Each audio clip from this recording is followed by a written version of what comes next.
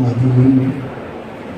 أما بعد فأعوذ بالله من الشيطان الرجيم بسم الله الرحمن الرحيم رب اشرح لي صدري ويسر لي أمري واحلل عقدة من لساني يفقهوا قولي قال الله تعالى في الكلام المجيد وبرهان الرشيد والعصر إن الإنسان لفي خسر وقال الله تعالى في شأن حبيبه مخبرا وعاملا إن الله وملائكته يصلون على النبي يا أيها الذين آمنوا صلوا عليه وسلموا تسليما الصلاة والسلام عليك سيدي يا رسول الله وعلى آلك وأصحابك سيدي يا حبيب الله الصلاة والسلام عليك سيدي يا نبي الله وعلى آلك وأصحابك سيدي يا خير خلق الله اللهم صل على نور الظلام اللهم صل على بدر الكمال اللهم صل على مفتاح دار السلام اللهم صل على مفتاح دار السلام اللهم صل على شفیع جمیع الانام بعد زمن بدرگاہ مجیب الدعوات خالق کائنات جل والا و درود و حضور سرور کائنات فخر موجودات نور مجسم شفیع معظم رحمت دو عالم حضرت احمد مجتبی جناب محمد مصطفیٰ معزز سامعین حاضرین علماء کرام وارثان منبر و محراب اصحاب عقل و بینش اہل محبت و طریقت اسٹیج پر جلوہ گر قابل قدر شخصیات درگاہ مقدسہ جلالیہ سے وابستگان علماء کرام کی ایک مقتدر جماعت قرآن مجید فرقان حمید کے اندر اللہ رب العزت نے ارشاد فرمایا والعصر ان الانسان لفی خسر،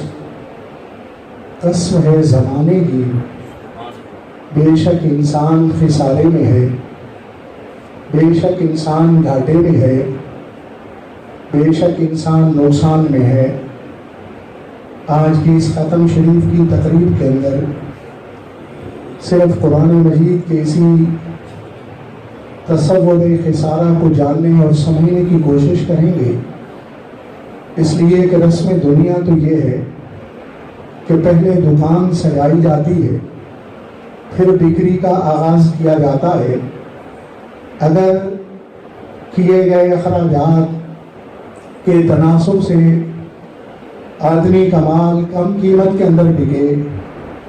تو ایسے اعتبار سے اس تاجر کو خسارہ ہوتا ہے، اور اگر زیادہ قیمت سے بک جائے تو اس تاجر کو منافع ہوتا ہے۔ اسی طرح ایک کسان اپنے کھلیانوں کے اندر جب بیج بوتا ہے، پھر ہل چلاتا ہے، پانی دیتا ہے، جب کٹائی کا موسم آتا ہے تو کیے گئے اخراجات سے اگر اناج اور غلہ زیادہ ہو جائے تو زمیندار کو منافع ہوتا ہے، اور اگر کیے گئے اخراجات سے اناج اور غلہ کم ہو تو ایسی صورت کے اندر زمیندار کو نقصان ہوتا ہے۔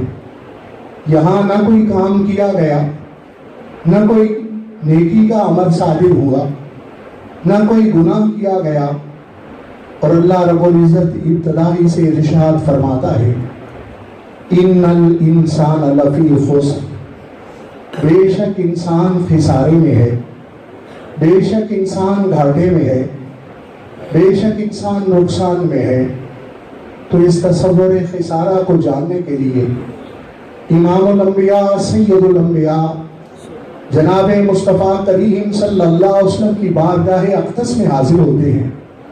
کہ آپ ہی شارع شریعت ہیں، آپ ہی قرآن مجید کے پہلے معلم ہیں، آپ ہی ہمیں سمجھا دیجئے۔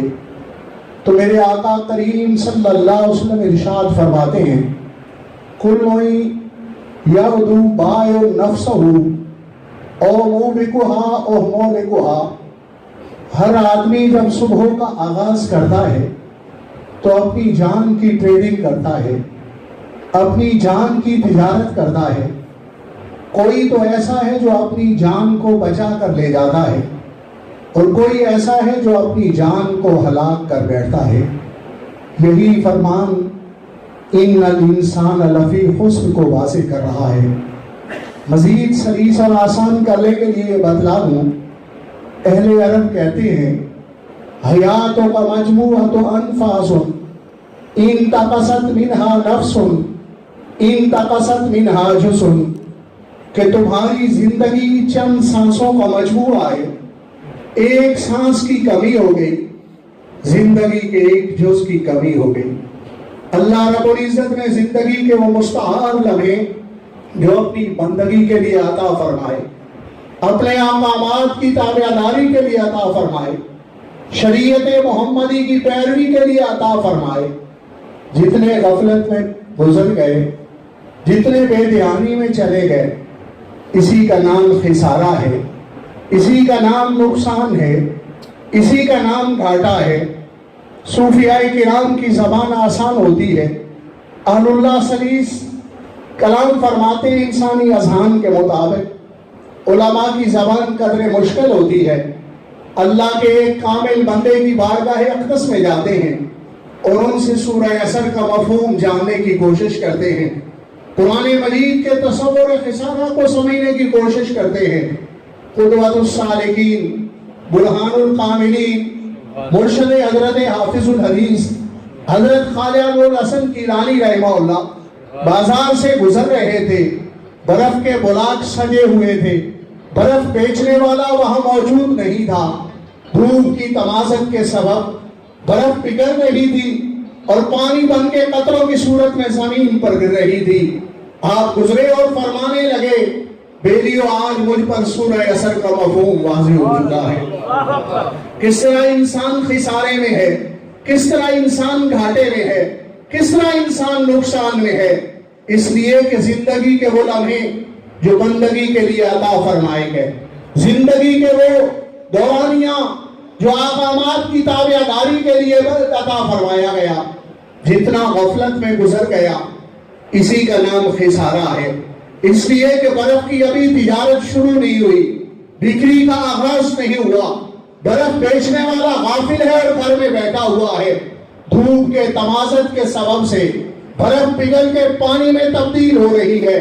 जितनी पानी में तब्दील हो गई, बर्फ वाले को उतना ही खिसारा हो जाएगा, उतना ही नुकसान और घाटा हो जाएगा।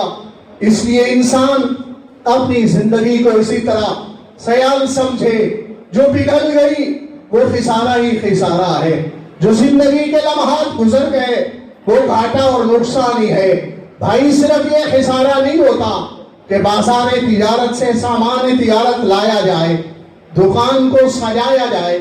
बिक्री का आगाज किया जाए, कम कीमत पर बिके तो नुकसान हुआ नहीं, इसका नाम भी तो खिसारा है कि एक इन्वेस्टमेंट का मौका मौजूद है, एक तिजारत का मौका मौजूद है, तुमने अपनी इन्वेस्टमेंट मनी वहां सरफ ही नहीं की, बैंक के अंदर उस सरमाए को महफूज रखा, अगर वो मौका गुजार दिया तिजारत का तो इसका नाम भी तो खिसारा है। नफा और नुकसान का मामला तो उसके साथ है जो तिजारत करता है, जो तिजारत करता ही नहीं वो मौका वैसे ही गुजार देता है, वो यकीनन खिसारे के अंदर है, वो यकीनन नुकसान और घाटे के अंदर है। भाई सिर्फ किसान को सूरत में नुकसान नहीं कि अनाज और गल्ला कम हुआ है किए गए अखराजात से, एक फसल का सीजन था, एक जिन्स के बोने का मौसम था, जमींदार अपनी बैठक में बैठा रहा, वो बोने के लिए वहां गया ही नहीं, जो काटे लगा तो वो जो बोने के लिए गया है, जो वहां बोने के लिए ही नहीं गया वो काटने के लिए क्या जाएगा। तो इसका नाम भी तो खिसारा है कि खलियान खाली रहे, जिन्स बोई नहीं गई, फसल बोई नहीं गई, एक फसल का सीजन इस अंदाज में गफलत में और बेध्यानी में गुजार दिया गया,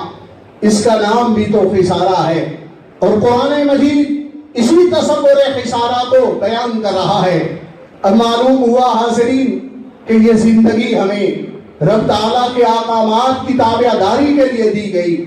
شریعت غرہ کی پیروی کے لیے دی گئی، تو ہمیں پوری توجہ کے ساتھ زندگی کو اسی انداز میں صرف کرنا چاہیے۔ یہ کتنی بڑی بھول ہو گئی ہے کہ جو ہمارے ذمہ کام تھا وہ ہم نے کام کرنا چھوڑ دیا، اور جو کام ہمارے خالق کے ذمہ تھا اس کام میں ہم نے دخل اندازی شروع کر دی۔ ایک طرف ہمارے ذمہ تو وَمَا خَلَقْتُ الْجِنَّ وَالْإِنسَ إِلَّا لِيَعْبُدُونَ، نہیں میں نے پیدا کیا جن و انس کو مگر عبادت کے لیے۔ معلوم ہوا ہماری مقصدیت، ہماری غرضیت، ہماری تخلیق کی وجہ، ہماری ضرورت اور افادیت صرف یہی ہے کہ ہم اپنے خالق کی بندگی کرتے رہیں، لیکن ہم نے اپنی سوچ کو کس طرف ڈھال لیا، ہم نے محنت کس قدر شروع کر لی اور کس طرف اپنی توجہ کر لی۔ جو خالق فرما رہا ہے وَمَا مِن دَابَةٍ إِلَّا عَلَى اللَّهِ رِزْقُهَا، کہ چوپاؤں میں سے کوئی نہیں مگر اس کا رزق رب تعالیٰ کے ذمہ ہے۔ دیکھیں ہمارا رزق رب تعالیٰ کے ذمہ ہے، ہمارا صبح و شام، ہمارے دن کی ساری گھڑیاں، ہمارے سارے لمحے کس فکر کے اندر ہیں کہ رزق کو تلاش کرنا ہے، رزق کے لیے محنت کرنی ہے، رزق کے لیے جدوجہد کرنی ہے، رزق کے لیے وقت کو صرف کرنا ہے، اور ہمارے ذمہ عبادت ہے۔ رزق مالک کے ذمہ ہے، جو مالک کے ذمہ تھا اس کے اندر تو ہم نے کوشش و کاوش شروع کر لی، جو ہمارے ذمہ تھا اسے ہم نے چھوڑ دیا۔ آج اس ختم کل شریف کے اندر ہم نے اس بات کا عہد کرنا ہے کہ ہمارا جیسا ایک آدمی دنیا سے چلا گیا ہے، ہماری جیسی قوتوں والا، ہمارے جیسے اعضاء والا، ہماری جیسی صلاحیتوں والا، ہماری جیسی استعداد والا، وہ ہمیں یہ پیغام دے کے گیا ہے کہ تم نے بالآخر جانا ہے، میں چلا گیا ہوں۔ یہ سفر ہر ایک نے کرنا ہے، جب ہر ایک نے کرنا ہے تو اس کی تیاری ضروری ہے۔ وہاں یہ نہیں پوچھا جائے گا کہ تم نے کتنے پلازے تیار کیے، تم سے یہ سوال نہیں کیا جائے گا کتنی مارکیٹیں تم نے بنائی، وہاں یہ نہیں پوچھا جائے گا کس ملک کی نیشنلٹی تم نے حاصل کی، وہاں صرف یہ سوال کیا جائے گا کہ نمازیں کتنی ادا کی ہیں، وہاں یہ سوال کیا جائے گا زکوٰۃ کی ادائیگی کرتا تھا یا نہیں کرتا تھا، وہاں یہ سوال کیا جائے گا کہ روزے رکھا تھا یا نہیں رکھتا تھا، حقوق العباد کا خیال رکھتا تھا، حقوق اللہ کی ادائیگی کرتا تھا، وہاں اس کے بارے میں سوال کیا جانا ہے۔ مارکیٹ کے بنائے جانے کا سوال نہیں، پلازے کی تیاری کا سوال نہیں، امریکہ اور یورپ کے ممالک کی نیشنلٹی کا سوال نہیں، سوال کی تیاری کر لو۔ دیکھو ہمارے دامن کے اندر تو کچھ موجود نہیں، وہ ہستیاں جن کو امام الانبیاء صلی اللہ علیہ وسلم نے